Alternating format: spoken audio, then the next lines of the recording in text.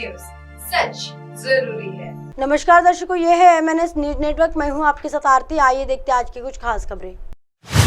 राहुल गांधी के मुस्लिम लीग वाले बयान पर अनिल विज बोले, वे मोहब्बत के बाजार में नफरत के सौदागर बन गए। कांग्रेस नेता राहुल गांधी के मुस्लिम लीग वाले बयान पर हरियाणा के गृह मंत्री अनिल विज ने आलोचना की है कि उन्होंने कहा, राहुल गांधी को शायद यह पता नहीं है कि हिंदुस्तान आज़ाद हो चुका है और यहाँ की समस्याओं का समाधान यहाँ की सरकार ही करेंगी। राहुल गांधी लगातार हेट इंडिया कैंपेन चला रहे, वे मोहब्बत के बाजार में नफरत के सौदागर बन गए। गृह मंत्री अनिल विज ने कांग्रेस नेता राहुल गांधी द्वारा विदेश में बयानबाजी करने पर निशाना साधा है। उन्होंने कहा कि Rahul Gandhi hate India campaign चल रहे, वो मोहब्बत के बाजार में नफरत के सौदागर बन गए। मंत्री विज ने कहा कि राहुल गांधी को अभी यह नहीं पता कि हिंदुस्तान आज़ाद हो गया और यहाँ की समस्याओं का समाधान करने के लिए हिंदुस्तानियों द्वारा चुनी गई सरकारें हल करती है। आज भी वह राहुल गांधी अपना दर्द सुनाने के लिए विदेशों में जाते हैं। आज हम आज़ाद हैं, हमारी समस्याओं का समाधान विदेशियों ने नहीं करना। राहुल गांधी विदेशों में प्रायोजित कार्यक्रम में जाकर यहाँ की तकलीफें मिटाते, हिंदुस्तान की छवि को खराब कर लेते हैं। मुस्लिम नेताओं के प्रभाव गांधी कांग्रेस नेता राहुल गांधी द्वारा इंडियन यूनियन मुस्लिम लीग को पूरी तरह सेक्युलर बताने पर गृह मंत्री अनिल विज ने खरी खरी सुनाई। मंत्री विज ने कहा कि राहुल गांधी तो देश का नया इतिहास लिखना चाहते हैं। जब एक ही नाम से पार्टी है तो उसी नाम के लिए उसने काम किया, आज़ादी से पहले भी, आज़ादी के बाद भी। अब ये राहुल गांधी कुछ अंतर्राष्ट्रीय मुस्लिम नेताओं के प्रभाव के कारण इस प्रकार की बातें कर रहे हैं। अमेरिका दौरे के दौरान राहुल ने दिया था ये बयान।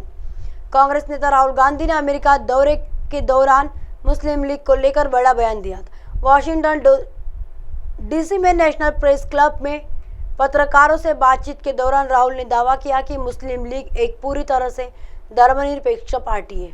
दरअसल केरल में मुस्लिम लीग के साथ कांग्रेस के गठबंधन पर एक सवाल के जवाब में राहुल गांधी ने कहा, मुस्लिम लीग पूरी तरह से धर्मनिरपेक्ष पार्टी है, इसमें गैर धर्मनिरपेक्ष कुछ भी नहीं। मुझे लगता है कि व्यक्ति मुस्लिम लीग का अध्ययन नहीं किया है। वह गुरुवार को वॉशिंगटन में नेशनल प्रेस क्लब। आइए देखते हैं अगली खबर की तरफ। अनिल विज की पहलवानों को नसीहत, कहा विपक्ष के चंगुल से निकले खिलाड़ी उनके राजनीतिक हितों में बलि न चढ़े। हरियाणा के गृह मंत्री स्वास्थ्य मंत्री अनिल विज ने विरोध जता रहे पहलवानों को विपक्षी नेताओं की चुंगल से बाहर निकलने की नसीहत देते हुए कहा कि पहलवान हमारे नेशनल हीरो है।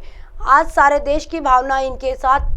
पत्रकारों से बातचीत करते हुए विज ने कहा कि कहीं कोई महापंचायत हो, कहीं कोई अखाड़ा जमे। उनका यह कहना है कि खिलाड़ियों को अतिशीघ्र इन विपक्षी लोगों की चुंगल से बाहर आना चाहिए।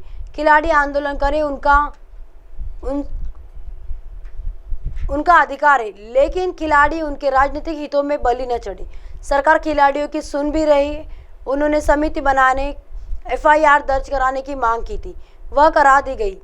यह हमारे नेशनल हीरो है, लेकिन विपक्षी नेताओं के चुंगल में फंसकर थोड़ा सा मामला खराब हो गया है।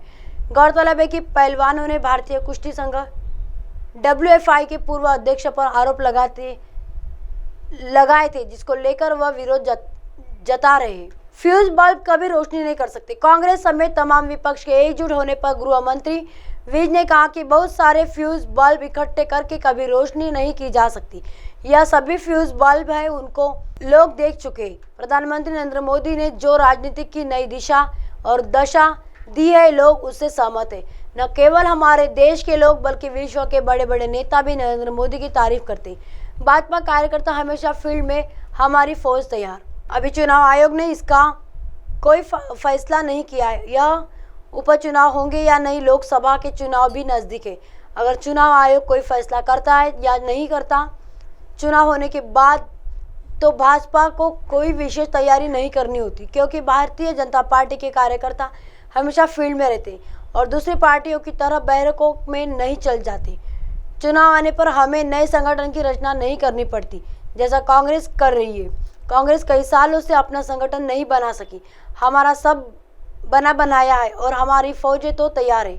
आइए देखते हैं अगली खबर की तरफ। चुनाव में जीत के लिए कांग्रेस का एक्शन प्लान तैयार, दिग्विजय सिंह को दी गई खास जिम्मेदारी।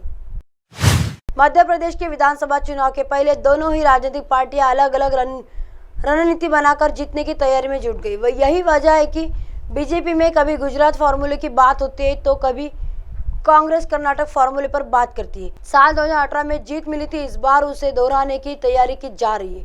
कांग्रेस ने 2018 के विधानसभा चुनाव में मध्य प्रदेश को अलग अलग जोन में डिवाइड किया था और हर जोन की जिम्मेदारी उसी इलाके के एक बड़े नेता को दी थी, जिससे कि वह चुनाव से पहले वहां प्रभावी तरीके से जमीन पर काम कर सके। उसका परिणाम सबने देखा कि विश्व को छोड़कर बाकी मध्य प्रदेश में बीजेपी को पछाड़ने में कांग्रेस कामयाब रही थी, क्योंकि इस साल के आखिर में फिर विधानसभा चुनाव होने, ऐसे में भी कांग्रेस एक बार फिर उसी रणनीति पर अमल करने की राह पर आगे निकल पड़ी।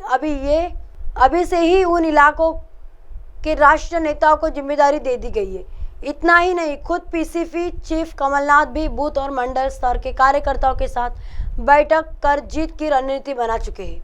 आखिर कौन सा नेता किस इलाके में संभालेगा जिम्मेदारी? कांग्रेस ने प्रदेश भर की 60 से अधिक हारी हुई सीटों की जिम्मेदारी पूर्व मुख्यमंत्री दिग्विजय सिंह को दी है। वह लगातार इन इलाकों का दौरा कर कार्यकर्ताओं में जोश भरने का काम कर रहे। वही यादव बाहुल्य बुंदेलखंड के लिए अरुण यादव को जिम्मेदारी सौंपी गई।